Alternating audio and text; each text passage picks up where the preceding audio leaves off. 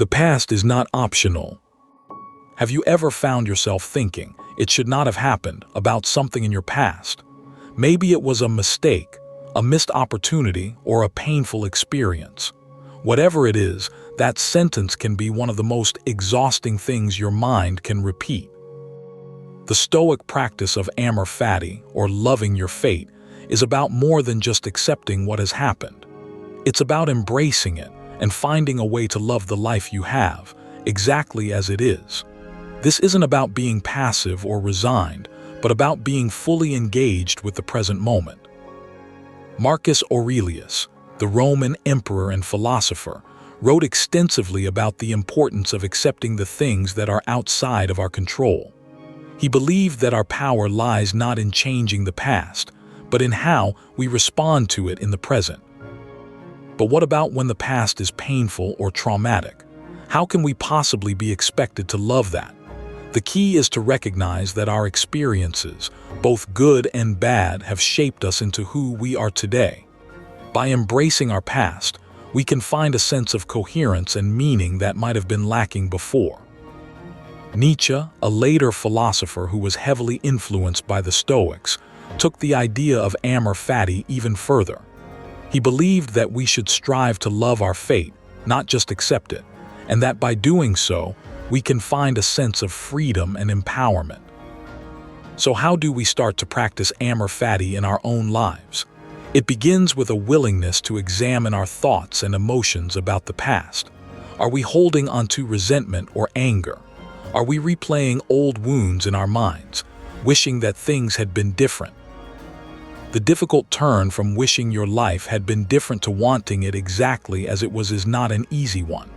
It requires a kind of courage and honesty that can be hard to muster. But the payoff is worth it. A sense of peace, a sense of closure, and a sense of freedom from the burdens of the past. It's not about erasing the past or pretending that it didn't happen. It's about recognizing that it has shaped us in ways that we may not even fully understand, and that it has given us the strength and wisdom we need to move forward.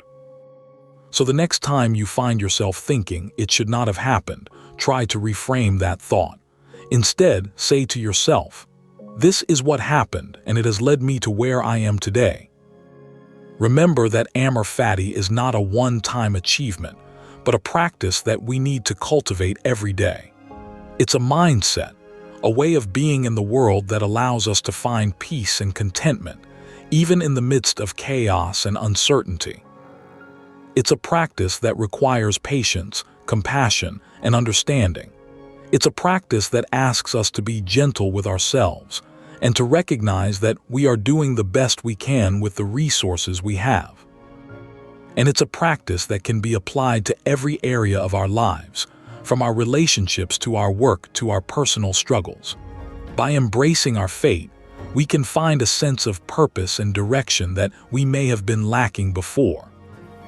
The quiet war we wage against the past is one that we will always lose.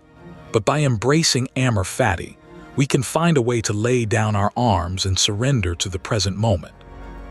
So let's try to cultivate this mindset, this way of being in the world that allows us to find peace and contentment, even in the midst of chaos and uncertainty. Let's try to love our fate and to find the beauty and wisdom that is hidden within it. As you go about your day, take a moment to reflect on the things that have happened in your life. Try to see them not as mistakes or regrets, but as opportunities for growth and learning. And when you catch yourself thinking it should not have happened, try to reframe that thought and say to yourself, "This is my life, exactly as it is, and I am grateful for it."